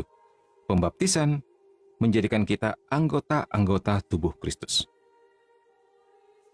Nah, kita adalah sesama anggota. Kita bisa melihatnya di Efesus 4:25. Ya. Sebelumnya Mimin mau menyapa dulu 85 orang, 83.000 ya yang hadir pada malam hari ini. Dari paroki mana aja? Ayo saling kenalan, komen-komen di bawah ya sambil terus mendengarkan ya. Oke, baik. Pembaptisan menggabungkan kita ke dalam gereja. Jadi kita menjadi anggota tubuh Kristus, menjadi juga gereja. Dari dalam bejana pembaptisan dilahirkanlah umat Allah perjanjian baru yang unik, yang mengatasi semua batas alami dan manusiawi, menyangkut negara, kebudayaan, bangsa, dan keturunan. Nah, jadi ini melampaui hal-hal fisik manusiawi, penyatuan kita ini. Ya, teman-teman semua, sehingga dalam satu roh, kita semua, baik orang Yahudi, orang Yunani, apalagi orang Jawa Tengah, orang Lumajang, orang DKI Jakarta yang sekarang berubah jadi DKJ ya, daerah khusus Jakarta. Orang Sarawak. Enggak ada lagi seperti itu, baik budak maupun orang merdeka. Yang telah dibaptis, maka semuanya menjadi satu tubuh. Kita bisa melihatnya di 1 Korintus 12:13. Semarang, mantap. Keuskupan Agung Semarang yang Mimin hormati ya. Salam untuk umat di Semarang. Nah, artikel 1268 mengatakan orang yang sudah dibaptis itu menjadi batu hidup. Batu hidup, teman-teman semuanya. Yang dipergunakan untuk membangun rumah rohani dan imamat kudus. Kita bisa melihatnya di 1 Petrus 2:5 ya. Jadi teman-teman semua ini adalah batu-batu hidup sebenarnya. Ya. Sebuah penggambaran bangunan. Kita merupakan salah satu materi dari sebuah rumah atau bangunan, tetapi bukan benda mati ya, tetapi benda yang hidup, yang bergerak bersama, yang berjalan bersama ke arah tujuan yang sama. Jadi dikatakan di mana tadi dikatakan organisme ya. Jadi kita bukannya hal fisik yang mati, tapi organisme, sesuatu yang hidup. Biasa kan di kalangan kalian, aku pingin dong dapat follower gitu kan di TikTok atau di IG, tapi yang organik ya gitu kan. Rupanya istilah organik itu tren juga di kalangan anak muda ya. Jadi maksudnya real gitu kan, atau orang-orang yang hidup begitu ya maksudnya ya. Nah, oleh pembaptisan mereka mengambil bagian dalam imamat Kristus, dalam perutusannya sebagai nabi dan juga raja. Jadi ketika kita dibaptis, kita menjadi gereja, kita bersatu dengan tubuh Kristus, maka kita juga ambil bagian dalam imam, nabi, dan raja. Pernah diterangkan sebelumnya ya, di live beberapa bulan yang lalu, apa itu dimaksud dengan menjadi nabi, menjadi imam, dan menjadi raja. Menjadi nabi, kita singkat saja, menjadi nabi, kita nanti juga jadi mewartakan atau menjadi perpanjangan tangan Tuhan untuk memberitahukan hal-hal baik dari Tuhan kepada dunia. Menjadi imam, kita menguduskan keluarga kita terlebih dahulu ya. Menjadi raja, kita memimpin. Nah, ini dia, memimpin kepada kekudusan. Singkatnya seperti itu deh. Nah, mereka adalah bangsa yang terpilih, imamat yang rajani, bangsa yang kudus, umat kepunyaan Allah sendiri, supaya mereka memberitakan perbuatan-perbuatan yang besar dari Dia, yang telah memanggil mereka keluar dari kegelapan pada terangnya yang ajaib. 1 Petrus 2:9. Nah, jadi pembaptisan memberi bagian dalam imamat bersama umat beriman. Nah, ini bercerita tentang imamat bersama. Ini berbeda dengan imamat tertahbis ya, yang diberikan kepada para pastor itu ya, itu imamat tertahbis. Nah, kalau kita imamat bersama, ya, yang ambil bagian dalam imamat Kristus. Kita semua sebagai umat, gitu. Juga ambil bagian dalam tritugas Kristus, imam, nabi, dan raja. Ya, ini ada lagunya ini. Izin off min, ya. Sehat selalu, Bang Raymond Lingit Tubun. Bang Raymond tadi dari mana ya? Dari paroki mana?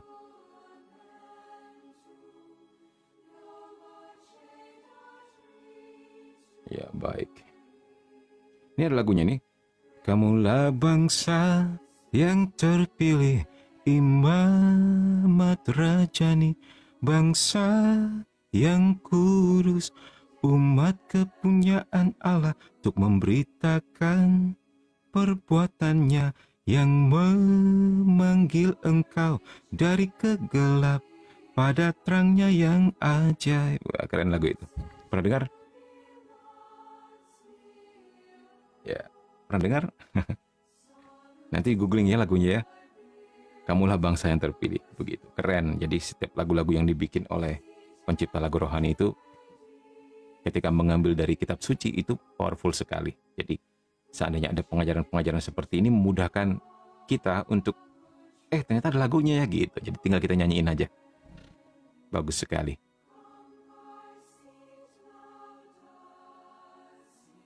Oke, baik teman-teman. Tidak ada lagi yang bertanya nih? Udah pada mengerti semua? Ya.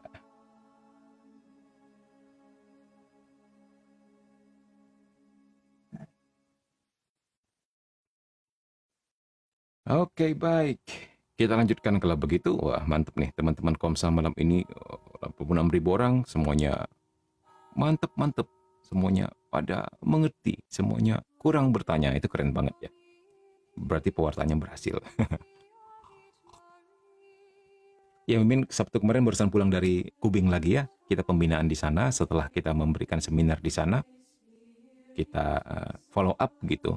Kita bentuk tim di sana supaya mereka juga bisa menjadi berkat setidaknya bagi keluarganya, bagi tetangganya, bagi umat di sekitar begitu. Minimal target kita adalah mereka bisa mendoakan keluarganya dulu, tetangganya, dan juga umat di sekitar. Misalnya ketika mengalami sesuatu, apakah sakit penyakit, nah terlebih dahulu mereka bisa mengandalkan Tuhan dulu untuk kemudian setelah itu baru dibawa kepada dokter. Maksud Min begitu. Untuk mereka yang mengalami juga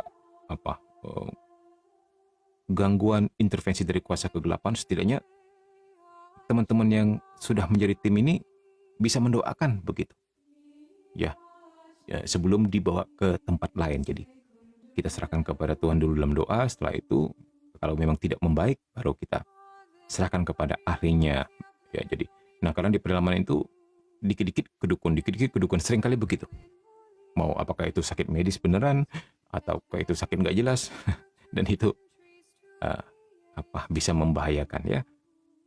Dan itu yang berhasil Komsa yang di Pinyaho. Sekarang mereka menjadi tim yang luar biasa, cukup besar di sana dan sangat membantu pasar parokinya ya.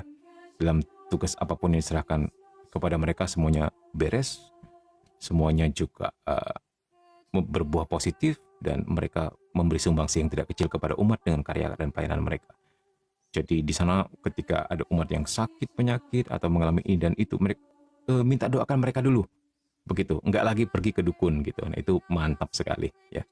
Imin rindu semua orang seperti itu, mengandalkan Tuhan sebagai yang pertama, terutama untuk kemudian baru kita lihat ya, setelah bagaimana baru kita serahkan kepada tenaga profesional. Nah, itu dia kerjasama antara rahmat dan akal budi. Apakah tidak bikin grup WA, Min, untuk membahas ini? Ada di Telegram. Mimin nggak bikin WA, Telegram Komsa KKSM online. Nah, ini dia ya. Itu WA pribadi Mimin, bukan WA. Telegram, file aja Mimin di situ, nanti tinggal Mimin masukkan ke dalam grup ya, begitu. Oke, baik. Kita lanjut teman-teman semua. 1268. Ya. Orang yang sudah dibaptis, ini sudah ya tadi ya, 1269. Setelah menjadi anggota gereja, orang dibaptis bukan lagi miliknya sendiri, melainkan milik Dia yang telah wafat dan bangkit untuk kita. Karena itu, di dalam persekutuan gereja, ia harus merendahkan diri kepada orang lain, melayani mereka, mematuhi pemuka-pemuka gereja, dan tunduk kepada mereka, mengakui dan menghormati mereka. Nah, ini dia ya. Dikatakan di sini kita telah menjadi satu keluarga dan hidupku bukannya aku lagi, tapi Yesus dalamku. Itu dia. Hidupku bukannya aku lagi, tapi Yesus dalamku. Intinya begitu ya. Dan kita di sini juga mesti tunduk dan taat kepada para rasul dan dewan-dewannya, yaitu uskup dan imam-imamnya. Nah, gereja Katolik memiliki sebuah karunia yang disebut karunia ketaatan. Itu penting sekali. Itulah yang sampai sekarang menjaga gereja kita dari pecah belah nggak karuan. Ya, adanya kerendahan hati dan ketaatan. Itu adalah jalan yang paling aman menuju Tuhan. Ya, jadi jangan heran kalau biarawan-biarawati kita ketika mereka berkaul, kaul yang paling pertama mereka ucapkan adalah ketaatan, untuk kemudian kemurnian dan kemiskinan. Begitu. Itu artinya besar sekali. Di dalam ketaatan, di dalam kerendahan hati, di dalam penundukan diri, Roh Kudus bekerja. Nah, ya begitu ya. Aduh, ini kenapa ini? Oh ya, sebentar. Verifikasi dari TikTok. Semoga tidak di-ban ya. Puji Tuhan aman, cuma diminta verifikasi aja. Aneh nih TikTok nih, kenapa ya? Mimin doang dicengin kayak gini, nggak tahu kalian nih kalau live gimana? Tiba-tiba diminta verifikasi lah, mungkin dianggap AFK kali ya, karena cuma muncul ballpoint, nggak muncul wajah. Atau mesti munculin sesuatu, nggak ngerti deh. Min, saya jadi baca 2 kali buku Nyala Api Hidup, Min. Ya nanti, semoga Min dapat bukunya dan bisa membacanya ya. Oke, itu tentang apa bukunya, Din? Boleh juga bercerita, spill sedikit di sini. Oke. Seperti pembaptisan itu mengakibatkan tanggung jawab dan kewajiban, demikian yang dibaptis mempunyai juga hak-hak di dalam gereja. Nah, jadi setiap yang sudah dibaptis itu punya hak juga untuk menerima sakramen-sakramen lainnya. Ya. Dan dikuatkan oleh sabda Allah dan ditopang oleh bantuan rohani gereja yang lainnya. Ingat yang kemarin ketika orang dibaptis, kan ada sebuah pertanyaan itu yang dilontarkan oleh pastor yang baptisnya. Apakah yang engkau minta dari gereja Allah? Jawabannya adalah apa? Iman. Iman itu hanya bisa didapat di dalam gereja dan itu diwariskan sejak 2024 tahun yang lalu. Turun-temurun. Dari Santo Petrus kepada penerusnya sampai Paus Fransiskus pada saat ini. Itu dia penopang dan bantuan rohani dari gereja untuk kita semua. Luar biasa ya. Oke, kita beranjak kepada ternyata judulnya Nyala Cinta yang Hidup, Min. Sebentar. Itu tentang purgatorium dan pembaptisan. Mimin lupa, apakah itu buku yang dipersembahkan oleh Santo Yohanes Salib kepada seorang umat biasa, seorang janda, kalau nggak salah. Atau Nyala Cinta kali ya, Mimin lupa. Apakah buku yang apa itu? Kayaknya benar deh. Nyala Cinta atau Madah Cinta ya, Mimin lupa. Kalau nggak salah itu dibuat Santo Yohanes Salib untuk seorang ini. Bukan untuk frater-fraternya atau susternya loh. Tapi untuk seorang umat. Dia bikin buku itu luar biasa juga. Dalam arti memberi testimoni kepada kita bahwa adalah tidak mustahil bagi umat seperti kita untuk menjadi kudus. Ya.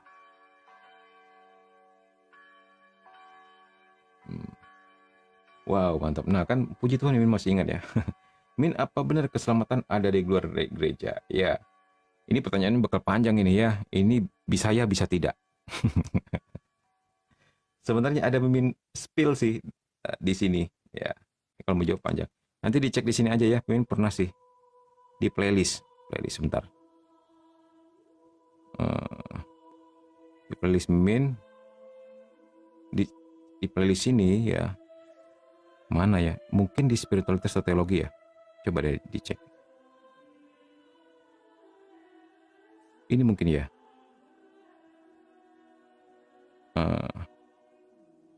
Ini nih, coba dengerin deh. Kalian enak ya ada penebus, meski berbuat dosa menjadi tidak masalah, dosanya sudah ditebus. Benarkah demikian? Penebusan membebaskan manusia dari dosa asal, artinya itu surga yang semula tertutup kekal akibat kejatuhan manusia pertama sekarang telah dibuka kembali. Kini manusia yang akibat dosa asal telah dikutuk untuk mati, sekarang sudah bisa kembali hidup kekal dengan jiwa dan badannya, tentu dengan syarat tertentu. Tapi setidaknya pintu surga telah terbuka. Bagaimana nasib orang baik sebelum penebusan Kristus? Oke, orang-orang baik tidak bisa masuk surga, tapi pergi ke tempat tertentu yang bernama tempat penantian dan menunggu Mesias yang akan bangkit untuk membebaskan mereka. Ingat ketika Yesus mati, dia lebih dulu turun ke tempat penantian untuk tujuan ini sebelum naik ke surga. Sesudah ditebus dan dibukakan pintu surga, belum tentu masuk surga juga. Bagaimana ini? Belum. Dosa asal memang dihapuskan, tapi dosa pribadi masih bisa mengikuti. Kita masih harus melakukan perintahnya, turut pada kehendaknya, dan metanoia atau bertobat terus-menerus. Ingat, tidak yang bercacat celah yang bisa masuk surga. Jadi tidak cukup hanya beriman, tapi harus berbuat baik juga. Iman tanpa perbuatan adalah mati. Yakobus 2:26. Jika percaya Yesus belum tentu masuk surga, apa bedanya nasib kita dengan orang yang tidak percaya? Untuk mereka yang tidak percaya Yesus, sebaik apapun amal ibadah mereka, pintu surga tetap tertutup. Sebab hanya Yesus satu-satunya jalan. Yohanes 14:6. Itu bedanya. Tapi apakah orang-orang tidak percaya ini walaupun baik sekali tidak selamat?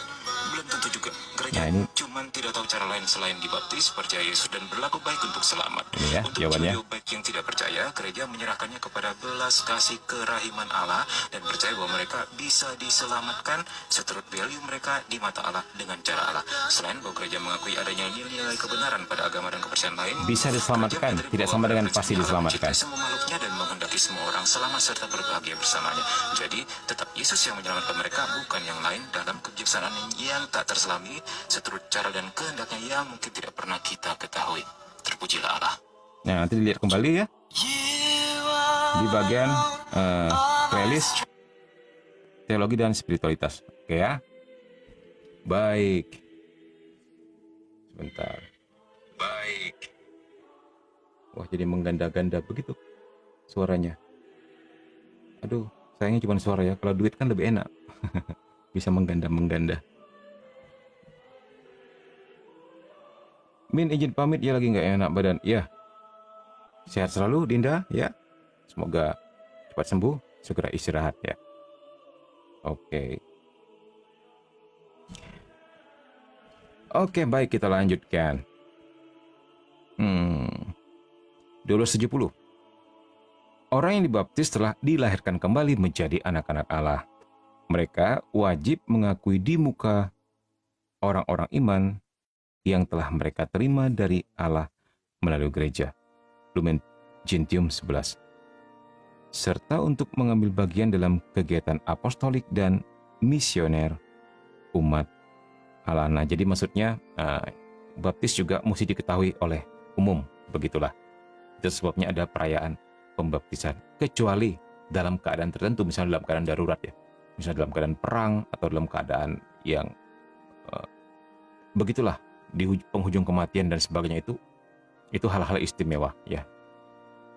Maksudnya tidak perlu ikut perayaan umat yang meriah misalnya pada waktu Paskah atau pada waktu Natal begitu ya. Tapi memang ini dikatakan apa? Wajib mengakui di muka orang-orang iman yang telah mereka terima dari Allah melalui gereja. Salah satunya juga tanda salib. Tanda salib kita juga nggak boleh takut, nggak boleh malu ya. Bikin tanda salib di tempat umum misalnya, yang simple saja. Waktu kita makan di warung makan atau di restoran ya, nggak usah malu. Sampai sekarang Mimin malah bangga. Misalnya bahkan itu non Katolik semua, Mimin sendiri yang buat tanda salib sebelum makan. Oh, Mimin malah bangga. Bukan maksud untuk pamer juga, tapi maksudnya tunjukkan dong. Nggak apa-apa kita berbeda. Nah, begitu. Dan kita saling menghormati. Ya, perbedaan adalah sebuah kekayaan kan begitu. Jadi nggak usah ragu, nggak usah malu, pede aja lagi gitu. Ya, dan Mimin percaya zaman ini orang lebih makin kesini ya, teknologi makin maju, manusia semakin dewasa, pola pikirnya juga lebih open minded begitu. Mimin percaya justru sepertinya juga mereka menghormati, menghargai, bahkan salut kita berani mempertunjukkan iman kita walaupun kita minoritas begitu. Ya, salve semua, salve Greg. Ya, apa kabar orang Sarawak? Dan kita ambil bagian dalam kegiatan apostolik dan misioner umat Allah. Nah, kegiatan apostolik salah satunya ini, pewartaan Katekismus Gereja Katolik. Ini juga karya apostolik ya, warisan iman gereja, sebuah pekerjaan dari magister atau magisterium, sebuah pengajaran katekis-katekis, apakah dia katekis offline maupun katekis online, begitu. Itu bagian dari kegiatan apostolik ya. Dan misioner, misioner adalah bagaimana kita bermisi, memiliki misi untuk menyelamatkan banyak jiwa, bentuk macam-macam ya. Bantuan apa, bantuan ini, bantuan itu. Contohnya yang dilakukan oleh Gereja Katolik, atau lebih spesifik lagi para biaran-biarawati. Mereka mendirikan sekolah, mendirikan rumah sakit, mencerdaskan semua orang, menyehatkan semua orang tanpa pilih, tanpa pandang bulu ya. dan semuanya dilayani dengan kasih Kristus. Itu juga karya misioner yang luar biasa. Seandainya kamu tahu Kisanak, betapa banyak orang yang menjadi Katolik gara-gara rumah sakit Katolik, gara-gara panti-panti Katolik, gara-gara biara-biara Katolik yang bisa mereka lihat, gara-gara rumah sakit Katolik. Itu luar biasa. Ya, luar biasa. Walaupun tujuan para biarawat dan biarawati ini bukan untuk kristenisasi, ya enggak. Tapi banyak orang ternyata tersentuh dari pelayanan mereka, tersentuh dari kasih yang mereka tunjukkan ketika merawat atau ketika mengajar, dan rahmat Tuhan bekerja di situ. Nah, dan terjadilah, ya, jangan heran kalau di Indonesia ini ternyata jumlah umat Kristen makin banyak. Bahkan menurut data statistik berapa, setiap tahun katanya bisa 2 juta jiwa orang menjadi Kristen, apakah itu Katolik maupun Protestan. Nah, itu menarik ya. Dan ternyata Indonesia bukan lagi negara dengan jumlah umat muslim terbanyak di dunia. Sudah digeser oleh Pakistan, ya. Dan Mimin percaya salah satunya karena kalian juga. Karena kalian yang mewartakan Kristus kemana-mana, nah semua orang tersentuh oleh rahmat dan kasih Kristus dan akhirnya ingin mengenal Kristus dan akhirnya menjadi pengikut Kristus. Nggak apa-apa sih kalau menurut Mimin tarik-tarikan umat.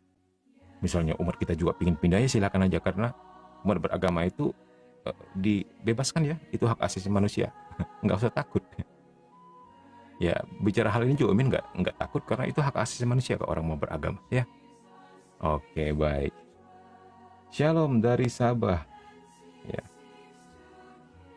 Shalom, Onti dari Sabah, Malaysia. Oh, Onti, ya. Sabah, Malaysia di mana? Semoga one day nanti Onti bisa mengundang Mimin sama tim pelayanan ke sana, ya. Ya, baik.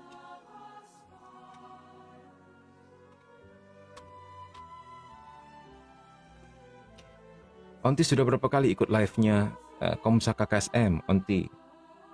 Kalau Greg saya sudah langganan di sini, ya. Ini salah satu rumahnya Greg juga di sini. His second home. Ya. Jadi si Greg juga dari Malaysia, ya. Ini udah his second home di sini, ya, Onti, ya. Oke. Oke, kita lanjutkan, ya. Ikatan sakramental dari Kesatuan Kristen, ya.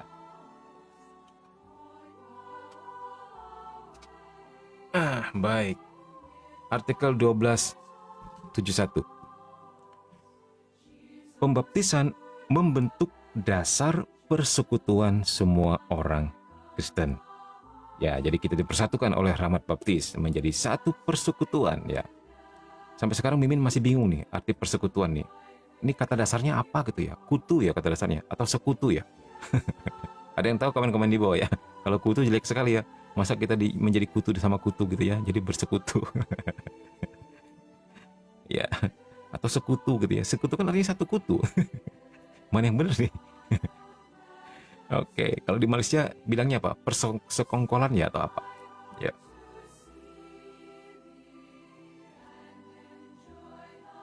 Sekutu, Min, kata Mega. Nah, sekutu kan maksudnya kan satu, ya. Jadi satu kutu dong. Bener nggak? Ya. Oke, Tahat Datuk Sabah yang pertama ikut live, ya. Maksudnya bagaimana nih? Oh, maksudnya baru pertama kali, ya. Welcome, ya, Onti, ya, Onti Cynthia. Ya. Jangan lupa follow akun ini. Follow juga YouTube kita, Komsa KKSM, karena setiap hasil live di sini pasti selalu Mimin posting juga di YouTube kita, juga di IG kita, Instagram, namanya sama, ya. Mari kita ramai-ramain supaya seru deh gitu kalau punya banyak aplikasi, dan teman-teman semuanya bisa follow juga. Sekalian bantu-bantu pewartaan kita, ya.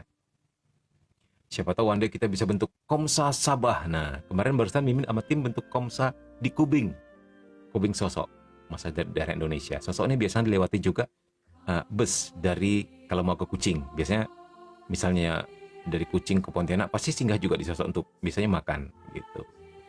Nah, siapa tahu nanti kita bablas sampai ke Kucing atau sampai ke Sarawak gitu, bikin Komsa Sarawak, ya, pasti mantap nih.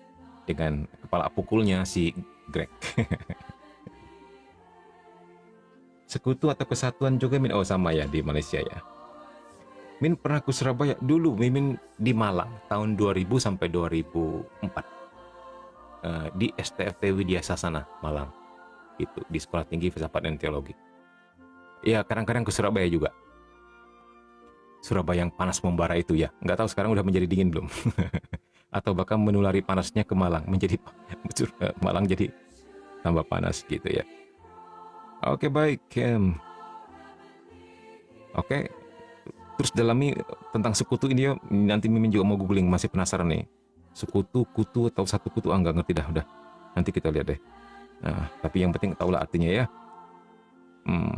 Pembaptisan membentuk dasar persekutuan semua orang Kristen. Nah ini ya, semua orang Kristen ya, baik dia Katolik maupun non-Katolik, sejauh baptisnya sah gitu. Juga dengan mereka yang belum sepenuhnya berada dalam persekutuan dengan gereja Katolik. Nah ini bercerita tentang gereja-gereja di luar Katolik ya. Kita dikatakan bersekutu bersama ya. Sejauh baptisannya sama dalam nama Bapa dan Putra dan Roh Kudus, nggak ada yang aneh-aneh begitulah. Sebab mereka itu yang beriman akan Kristus dan dibaptis dengan sah, berada dalam suatu persekutuan dengan gereja Katolik, sungguh pun tidak secara sempurna. Nah, dikatakan di sini, sungguh pun tidak secara sempurna.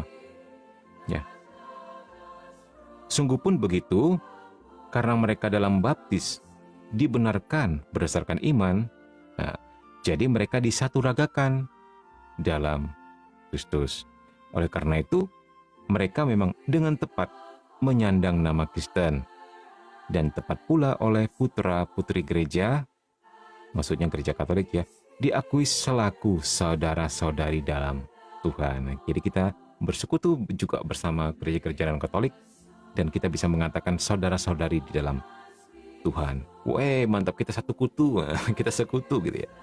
Baptis merupakan ikatan sakramental kesatuan antara semua orang yang dilahirkan kembali karenanya ya.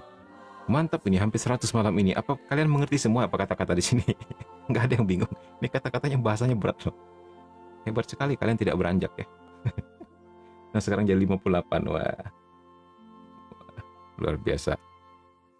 Sebentar. There's something I have to do.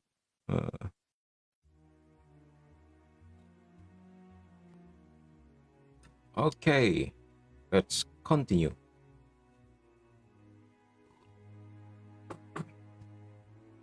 Sudah mengerti di sini? Ya.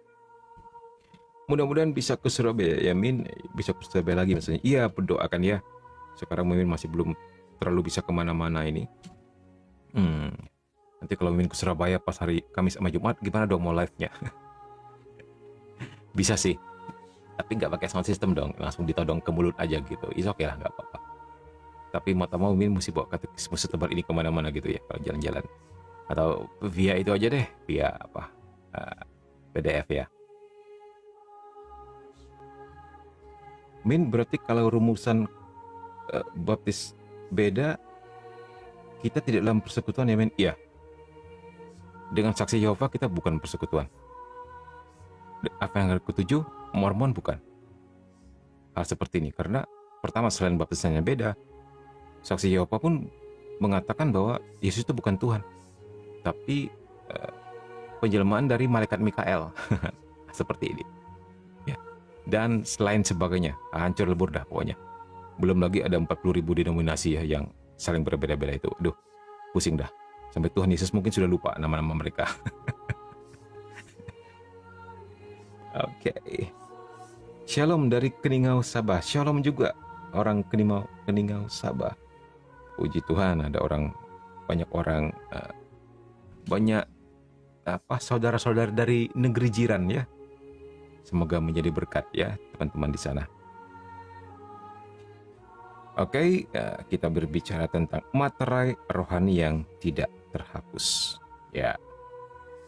Ketika kita dibaptis ya dalam nama Bapa dan Putra dan Roh Kudus, pada saat itu juga jiwamu dimaterai ya dengan tanda salib, dan makhluk-makhluk apakah dia cukupan ya. Nah kalau makhluk manusia mungkin nggak bisa melihat tanda itu, tetapi makhluk-makhluk astral, setan, dedemit, roh halus bisa melihat tanda itu. Mereka tahu kamu milik Allah. Ya, ketika kamu dibaptis, mereka semua tahu. Dan mereka tidak akan berani sembarang menyentuhmu, kecuali kalau kamu open terhadap mereka. Dengan menyembah berhala, dengan praktek perdukunan, atau bomoh ya kali Malaysia ya. Begitulah. Itu membuka celah dan pintu untuk mereka untuk bisa intervensi dalam hidupmu. Sejauh tidak pernah kau sentuh barang-barang seperti itu, wah, mereka juga bakal gemetaran berhadapan denganmu. Ya, teman-teman semua, itulah luar biasanya rahmat atau materai rohani ini. Orang yang dibaptis menjadi serupa dengan Kristus. Karena melalui pembaptisan, ia digabungkan bersama Kristus. Pembaptisan menandai warga Kristen dengan satu materai atau karakter rohani yang tidak terhapuskan.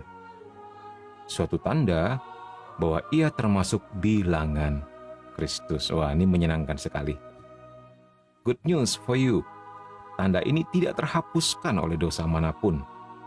Meskipun dosa menghalang-halangi pembaptisan untuk menghasilkan buah keselamatan. Ya.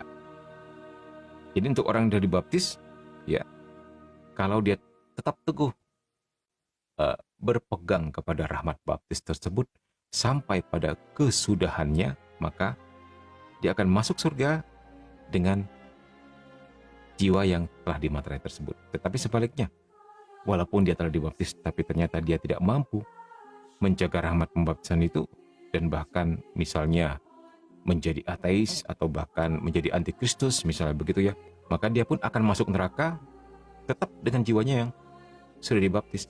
Dan menurut para kesaksian eksorsis, ya, ini kalau kita padukan dengan kesaksian para eksorsis ya, ternyata setan lebih suka menyiksa jiwa-jiwa orang percaya yang masuk ke neraka.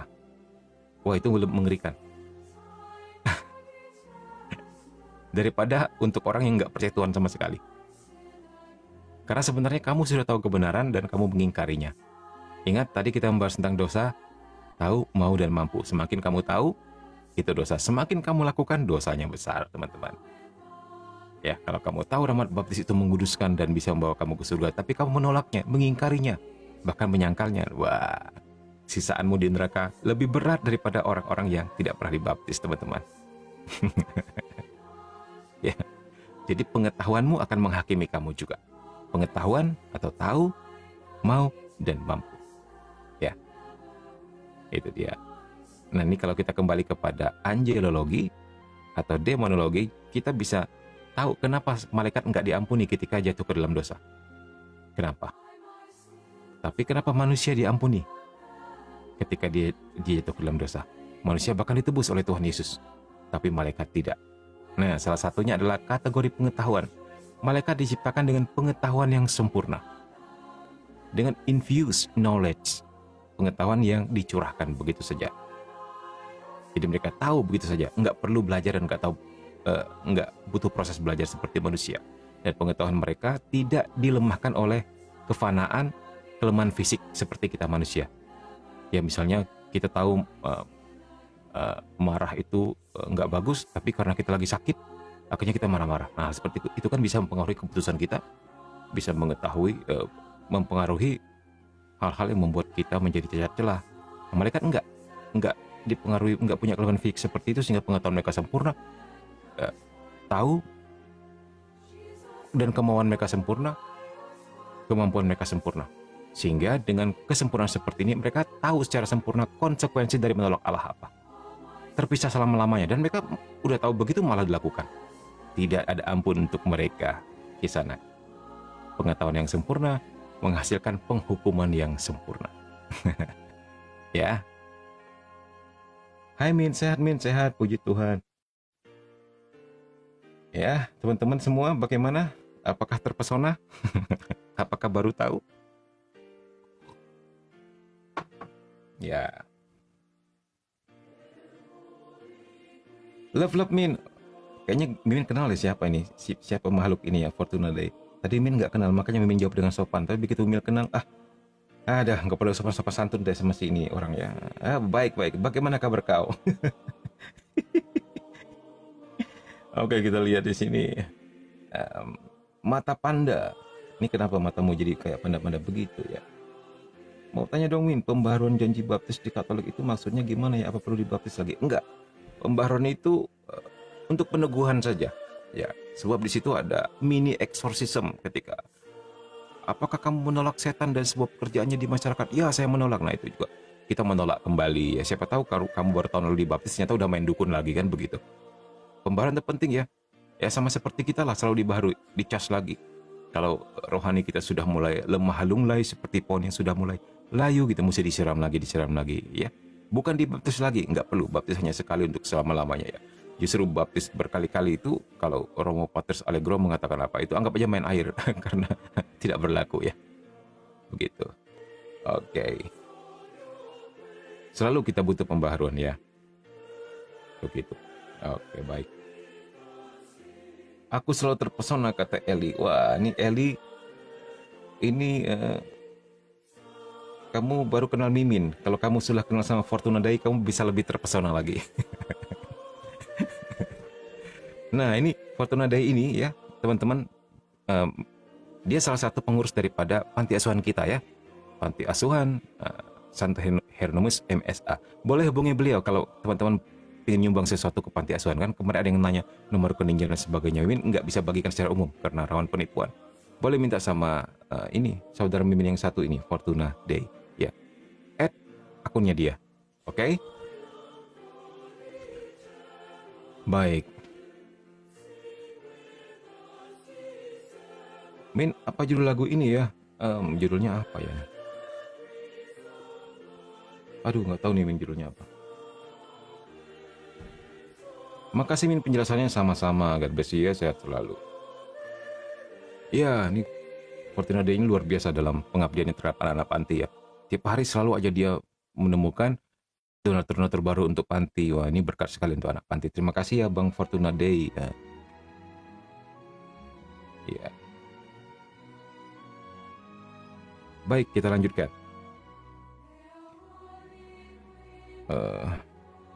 Sampai di mana tadi ya teman-teman ya? Oke, ini ya. Baptis merupakan oh ya, ini sudah lewat ya. Materai rohani ya. Oke, ini 1273. Ketika orang beriman digabungkan kepada gereja oleh pembaptisan, mereka menerima materai sakramental yang menugaskan mereka untuk menghormati Allah secara Kristen. Ya, ini dia. Kita menerima materai sakramental ya. Seandainya kita tahu betapa luar biasanya, betapa berharganya, betapa pentingnya ini untuk keselamatan kita. Seandainya kita sungguh-sungguh tahu ya, kita bisa meledak dengan sukacita, teman-teman. Luar biasa rahmat pembaptisan itu ya. Tanpa rahmat pembaptisan kita nggak akan pernah mengerti karya-karya Allah Tritunggal. Kita nggak akan pernah mengerti apa yang menjadi kehendak Tuhan dalam menciptakan alam semesta. Itu konsekuensinya luar biasa. Ketika kita dibaptis, pintu-pintu pengertian dunia rohani terbuka lebar. Kita bahkan bisa menjengukkan sedikit kepala kita ke alam roh. Ke alam adikodrati. Untuk melihat betapa luas, betapa lebar, betapa dalamnya Tuhan kita. Dengan segala karyanya yang tidak mungkin bisa kita lihat dengan mata fisik belaka. Gitu. Intinya sebuah gerbang rohani, sebuah pintu rohani, sebuah mata rohani terbuka. Seluas-luasnya, selebar-lebarnya bagi kita. Untuk kita nikmati, untuk kita manfaatkan. Tentunya untuk diri kita, untuk kekudusan diri, dan juga untuk pelayanannya. Begitu. Ya. Jangan lupa meledak dengan sukacita, itu kata-kata yang mantap sekali ya. Materai pembaptisan ya, menyanggupkan dan mewajibkan orang Kristen agar melayani Allah dengan mengambil bagian secara aktif ya. Dalam apa? Dalam liturgi gereja yang kudus dan menjalankan imamat semua orang Kristen melalui kesaksian hidup kudus dan cinta penuh semangat ya. Begitulah ya. Kita ambil bagian juga dalam liturgi. Jadi perayaan iman ya. Liturgi itu perayaan iman, perayaan karya keselamatan Tuhan yang kita kenang selalu sejak tentang kejatuhan manusia pertama, dan ketika di Kejadian 3:15 Tuhan menjanjikan keselamatan ya sampai sekarang. Apa yang kita rayakan dalam liturgi? Kalau ada pertanyaan seperti itu, kamu jawabnya apa? Yang kita rayakan adalah karya keselamatan Tuhan. Cie, mantap gak tuh? Mantap kan teman-teman?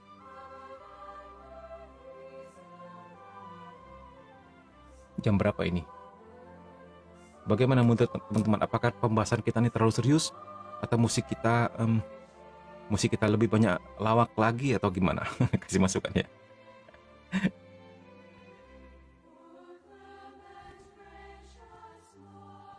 Wah, ini ada yang menarik nih, ada komen satu dari Adip Satrio Negroho.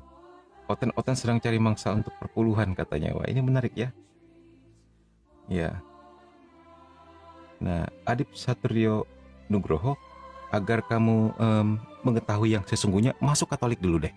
Ya, baru nanti kita akan lihat apakah bahasa yang sama akan keluar dari mulutmu atau bahkan sebuah sukacita atau keterpesonaan ya. Ya, jadi kamu nggak akan tahu apa bedanya bakso sama soto sebelum kamu coba kedua-duanya. Oke?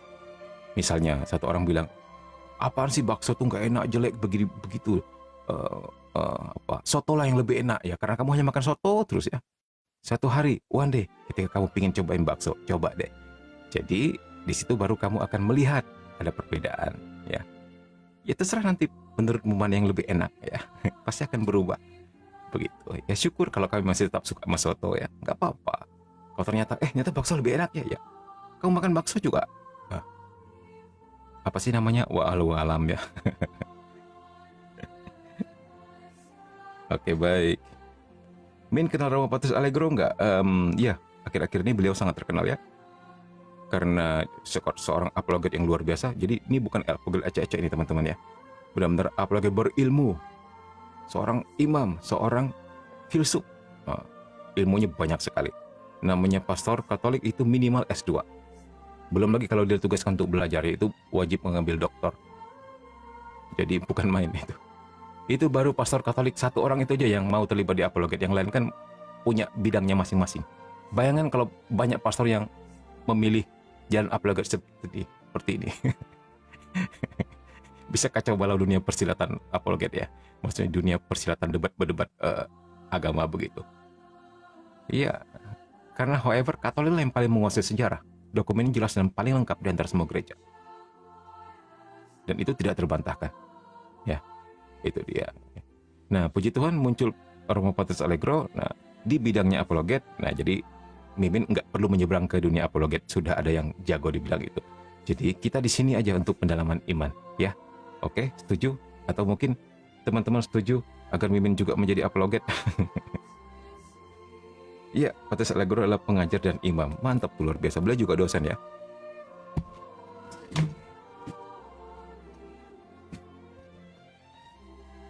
Sri Martina, kamu dari paroki mana? Jangan-jangan suster nih Sri Martina ini.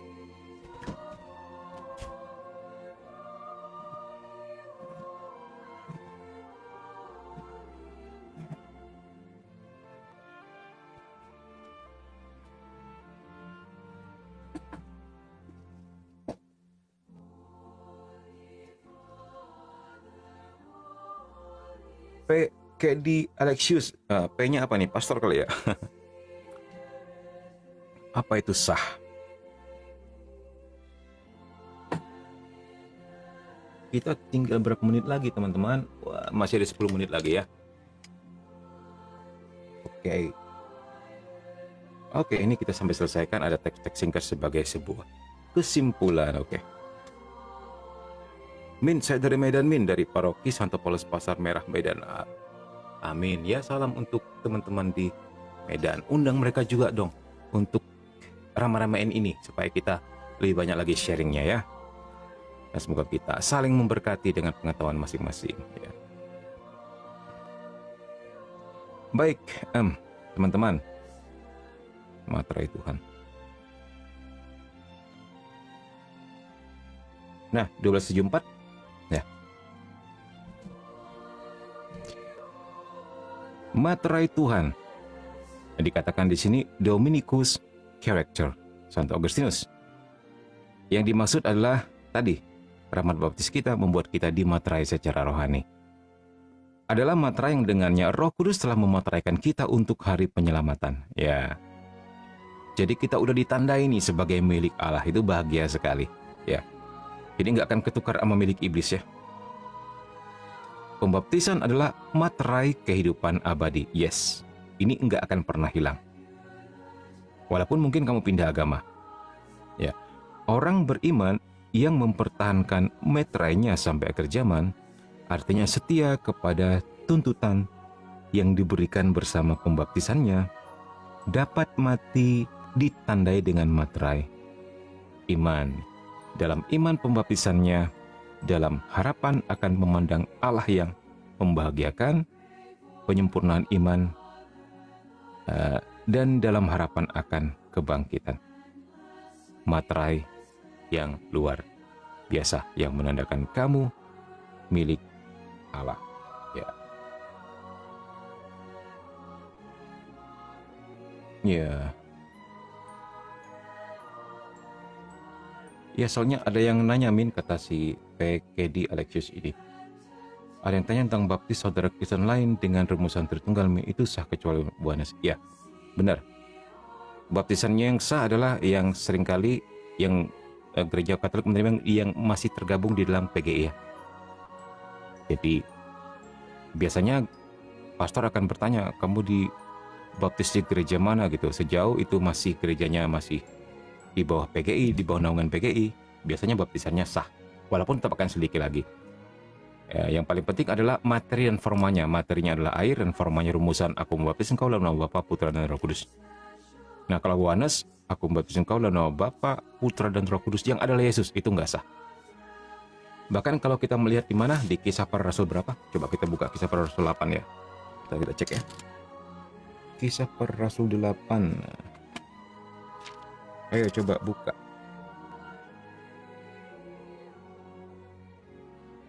Mana ya?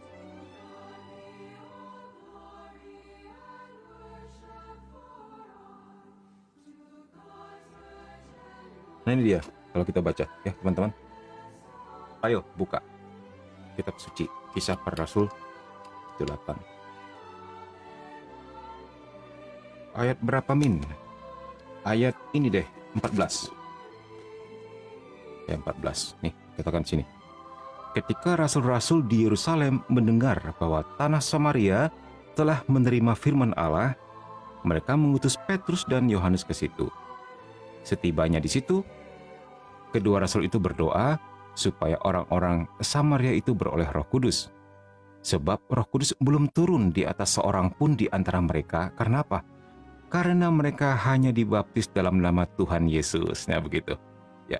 Jadi rumusannya, materinya mungkin sama, air ya. Bukannya mungkin lagi, pasti sama.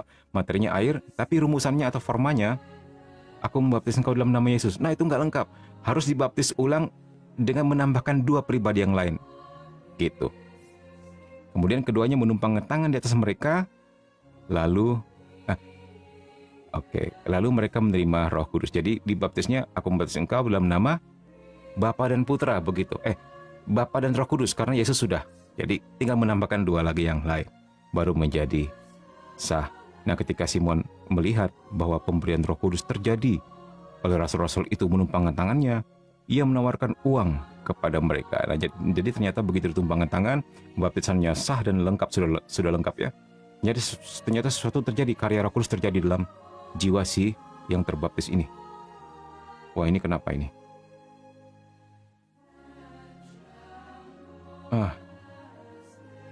Ini teman-teman bagaimana? Apakah lagging di tempat kalian? Aduh, sebentar ya. Apa yang terjadi? Tapi suara ini bisa kedengar nggak?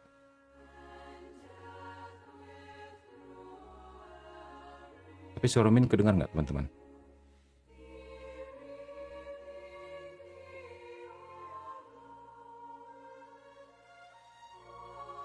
Suaranya kedengaran? Oke deh. Jadi intinya begitulah. Ya, ini tangan ini videonya nge-lag. Jadi harus dibaptis ya dengan materi dan forma yang sah. Oke, ini sudah jam, ternyata sudah jam 12. Ternyata kita tidak berhasil menyelesaikan. Aduh, ini padahal tinggal teks-teks singkat ini ya harusnya ya. Harusnya sudah Em, ya begitulah. Coba cara mengatasinya gimana ya? Coba ya. Kita coba. Ini kameranya yang nge-lag. Maklumlah HP murah ya. Belum ada rezeki untuk ya.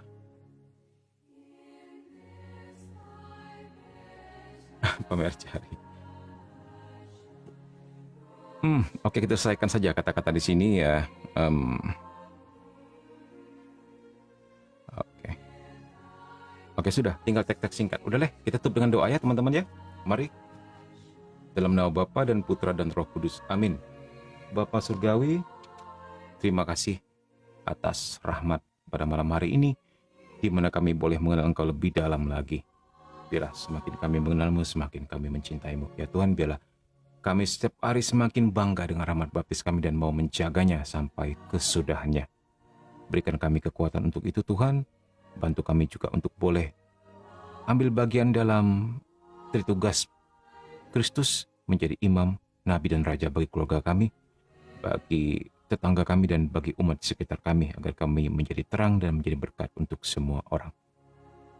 Kami juga berdoa untuk perdamaian dunia Tuhan, bila kuasa Roh Kudus mendinginkan setiap hati yang panas membara, agar perdamaian dunia tercipta dan setiap mereka yang bertikai memperoleh solusi perdamaian. Kami mohon sungguh dengan kuasa Roh Kudus-Mu, selamatkanlah dunia ini. Bunda mulai doakan kami, Santo Mikael Malaikat Agung, berperanglah bagi kami melawan kejahatan-kejahatan yang mengancam, yang hendak mencapai peperangan perang dunia ketiga ini. Biar Engkau halau dan Engkau halangi. Kami juga berdoa untuk semua orang yang sedang terikat dengan kuasa kegelapan agar dilepaskan, mereka yang sakit disembuhkan, mereka yang mengalami kesulitan hidup dan juga ekonomi diberikan solusi. Kemuliaan kepada Bapa dan Putra dan Roh Kudus, seperti pada permulaan, sekarang, selalu dan sepanjang segala abad. Amin. Dalam nama Bapa dan Putra dan Roh Kudus. Amin. Thank you all. See you hari apa? Hari malam Jumat ya. Oke, baik. God bless you. Jangan lupa pantengin YouTube-nya Mimin, kita akan posting di situ ya.